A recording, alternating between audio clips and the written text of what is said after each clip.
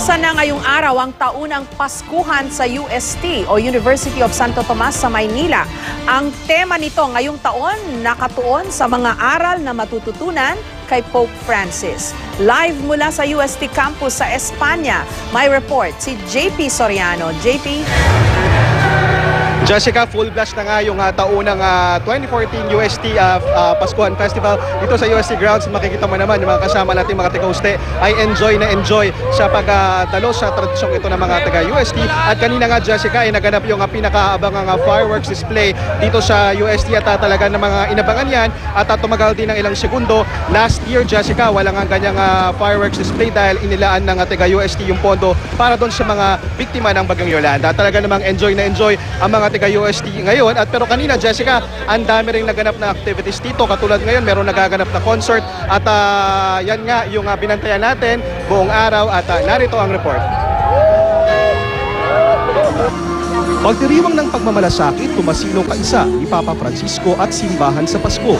Ito ang tema ng Paskuhan 2014 ng University of Santo Tomas. Ito ang pagdiriwang ng mga taga-UST tuwing Christmas season. At ngayong taon, inakma nila ang Paskuhan 2014 para isapuso ng mga Tomasian ang mga aral gaya ng pagmamahal na ipinapakita ni Pope Francis sa lahat. Kasama sa itinerary sa pagbisita sa bansa ni Pope Francis sa Enero, ang pakikisalamuha sa mga kabataan dito sa UST tulad noong 1995 papal visit ni St. John Paul II sa Pilipinas. Ilan lang sa mga magaganap sa Paskuhan 2014 ay ang pag-anunsyo ng nanalo sa UST Songwriting Contest para sa papal visit. Nagkaroon din ng panuluyan, isang reenactment na kung saan si Virgin Mary at St. Joseph ay naghahanap ng lugar para isilang si Jesucristo. Sinundan ito ng isang misa. Enjoy naman ang mga UST students sa mga Paskuhan fair booths, tampok ang iba't ibang games. Siyempre, meron din kainan na tinawag din ang agape kung saan iba't ibang uri ng lechon ang ihahain. Hindi rin kumpleto ang Paskuhan kung walang concert.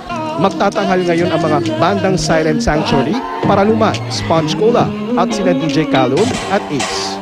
Ang Paskuhan ay isang paninimula ng pagdiriwang ng mga Tomasino sang-ayon din sa tema ng pagdating ng Santo Papa. So, pagdiriwang ng pagmamalasakit sa kapwa. At Jessica, hanggang sa mga oras ito ay nagpapatuloy yung concert, tampok yung mga iba't ibang mga popular na banda dito sa Pilipinas. At syempre, nakatutok din dyan yung ating mga kapusong tiga-USA rito. At inaasahan nga na magtatapos ito hanggang mamaya. At syempre, isa sa mga pinaka ina-anticipate ng mga tiga-UST at naghahandaan talaga nila, Jessica, bukod sa Paskuhan 2014 ay ang papal visit next year. Jessica? Nakakatuwa, JP, na hindi lang yung katuwaan, hindi lang yung kasiyahan ang talagang layunin ng kanilang pagdiriwang ngayong gabi, kundi nilagyan pa nila ito ng meaning o ng ginawa nilang mas makabuluhan dahil nga napakaswerte nila. Pupunta dyan si Pope Francis sa Enero. Tama, Jessica. Alam mo, bukang bibig ng mga nakausap natin mga taga-USA rito, talagang very excited sila sa pagdating ni Pope Francis. Ayan, nakita mo naman, lahat sila enjoy na enjoy. Siyempre, nagpa-party sila, pero at the same time ay talagang nire-relieve nila yung values na pinapakita nitong ni Pope Francis according na rin sa kanilang tema. At yan daw ang isa sa mga pinakamahalagang message ng Paskuhan 2014, Jessica. Ang galing naman, paki-congratulate ang mga UST o mga tiga-UST. Maraming salamat sa iyo. Merry Christmas, JP Soriano.